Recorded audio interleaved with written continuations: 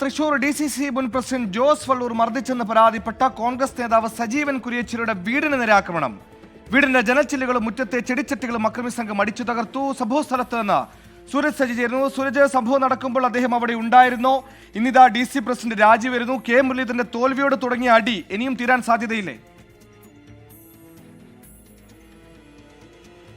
തീർച്ചയായും സുഹൈൽ, എന്തായാലും ഇതിനൊരു അറുതിയില്ല എന്നുള്ളതാണ് ഇപ്പോൾ ഈ തൃശ്ശൂരിലെ സംഭവങ്ങൾ വെളിവാക്കുന്നത്. എന്തായാലും ഒരു അരമണിക്കൂർ മുമ്പാണ് ഇത്തരത്തിലൊരു ആക്രമണം ഉണ്ടായതെന്നുള്ളതാണ് സജീവൻ കുര്യച്ചിറ പറയുന്നത്. നമ്മളിപ്പോൾ നിൽക്കുന്ന ഈ ദൃശ്യങ്ങളിലേക്ക് പോയാൽ കാണാം, വീടിന് മുന്നിലെ ചെടിച്ചട്ടി ഉൾപ്പെടെ അടിച്ചു തകർത്തിട്ടുണ്ട്. അതോടൊപ്പം തന്നെ ജനൽ ചില്ലകളും തകർത്തിട്ടുണ്ട്. അരമണിക്കൂർ മുമ്പ് 2 കാറുകളിലായി എത്തിയ സംഘം ഈ വീടിന് നേരെ ആക്രമണം നടത്തുകയായിരുന്നു എന്നുള്ളതാണ് പറയുന്നത്. ആ സമയത്ത് സജീവൻ കുര്യച്ചിറ ഇവിടെ ഉണ്ടായിരുന്നില്ല. അമ്മയും സഹോദരിയും മാത്രമാണ് ഈ വീട്ടിലുണ്ടായിരുന്നത്. ആ സമയത്ത് ഇവിടെ എത്തി സജീവൻ ഇവിടെ ഉണ്ടോ എന്ന് ചോദിച്ചുകൊണ്ട് വലിയ രീതിയിൽ ഇവരോട് ചൂടാവുകയായിരുന്നു. ഉച്ചയ്ക്കും ഇത്തരത്തിൽ ഒരു സംഘം ഇവിടെ എത്തിയിരുന്നു എന്നുള്ളതാണ് സജീവൻ കുര്യച്ചിറ പറയുന്നത്. ഈ വീടിനകത്തുണ്ടായിരുന്ന അമ്മയും സഹോദരിയും അടക്കം വലിയ രീതിയിൽ ഭയപ്പെടുന്ന ഒരു സാഹചര്യം ഉണ്ടായി. ഇപ്പോൾ ഈ വീടിനകത്ത് ദൃശ്യങ്ങളിലേക്ക് പോയാൽ തന്നെ നമുക്ക് കാണാം, ആ ജനൽച്ചില്ലകളിൽ ഉൾപ്പെടെ തകർന്നിരിക്കുന്ന ഒരു സാഹചര്യമുണ്ട്.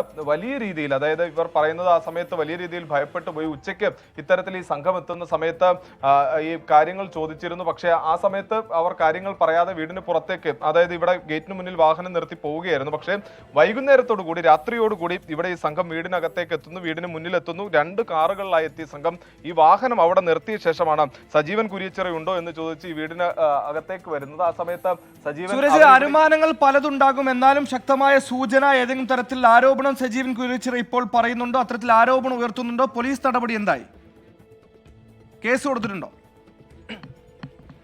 ഇത് സംബന്ധിച്ച് നിലവിൽ ഇത് സംബന്ധിച്ച് പോലീസിന് പരാതി കൊടുത്തിട്ടില്ല. കാരണം ഈ സംഭവം നടന്നിട്ട് അരമണിക്കൂർ മാത്രമേ ആകുന്നുള്ളൂ. ഈ ദൃശ്യങ്ങളിൽ കാണുന്ന ഈ ആക്രമണം നടന്നിട്ട് അരമണിക്കൂർ മാത്രമേ ആകുന്നുള്ളൂ. സജീവൻ കുര്യച്ചിറ ഈ വീട്ടിൽ ഉണ്ടായിരുന്നില്ല. ആ സമയത്ത് അമ്മയും സഹോദരിയും മാത്രമാണ് ഈ വീട്ടിൽ ഉണ്ടായിരുന്നത്. അങ്ങനെയാണ് ഈ 2 കാറുകളിലായി സംഘം ഇവിടെ എത്തുന്നു. അതിനുശേഷം ഈ വീട്ടിനകത്തേക്ക് വരുന്ന സമയത്ത് ഇവിടെ സജീവന്റെ അമ്മ ഈ ഭാഗത്ത് നിൽക്കുകയായിരുന്നു, സജീവൻ കുര്യച്ചിറയുടെ അമ്മ. അപ്പോൾ സജീവൻ ഉണ്ടോ എന്ന് ചോദിക്കുന്നു, ഇല്ല എന്ന് പറയുന്നു.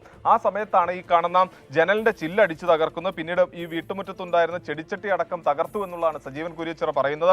2 കാറുകളിലായി എത്തിയ സംഘമാണ് ഇത്തരത്തിൽ ഈ ആക്രമണം അഴിച്ചുവിട്ടത്. ഉച്ചയ്ക്കും ഇതുപോലെ കാറിലെത്തിയ സംഘം സജീവനെ തിരക്കി ഇവിടെ എത്തിയിരുന്നു. ആ സമയത്തും സജീവൻ വീട്ടിലുണ്ടായിരുന്നില്ല. കഴിഞ്ഞ ദിവസം ഈ DCCയിലെ കൂട്ടത്തല്ലിലേക്ക് അരങ്ങേറിയത് ഈ സജീവൻ കുര്യച്ചിറയെ മർദ്ദിച്ചു എന്ന പരാതിയായിരുന്നു. അന്ന് ഈ DCC ഓഫീസിലെത്തിയ സജീവൻ കുര്യച്ചിറയെ DCC പ്രസിഡന്റ് ജോസ് വള്ളൂരിന്റെ നേതൃത്വത്തിൽ മർദ്ദിച്ചു എന്ന് ആരോപിച്ചുകൊണ്ട് സജീവൻ കുര്യച്ചിറ അന്ന് DCC ഓഫീസിന് മുന്നിൽ കുത്തിയിരുന്നു. തൊട്ടു പിന്നാലെ സജീവൻ കുര്യച്ചിറയെ അനുകൂലിക്കുന്നവർ അവിടെ എത്തുകയും ഈ കൂട്ടത്തല്ലിലേക്ക് പോവുകയുമായിരുന്നു. ഇതിന് പിന്നാലെ DCC പ്രസിഡന്റ് അടക്കം രാജിവെക്കേണ്ടി വന്നു. അതിനുശേഷമാണ് ഇപ്പോൾ അതിലെ പരാതിക്കാരനായിട്ടുള്ള സജീവൻ കുര്യച്ചിറയുടെ വീടിന് നേരെ ആക്രമണം ഉണ്ടായിരിക്കുന്നത്. സുഹൈൽ, രാജിവെച്ച തൃശൂരിലെ DC പ്രസിഡന്റ് ജോസ് വള്ളൂരിനെതിരെ ശക്തമായി പ്രതിഷേധിച്ച സജീവൻ കുര്യച്ചിറയുടെ വീടിന് നേരെയാണ് ആക്രമണം ഉണ്ടായത്.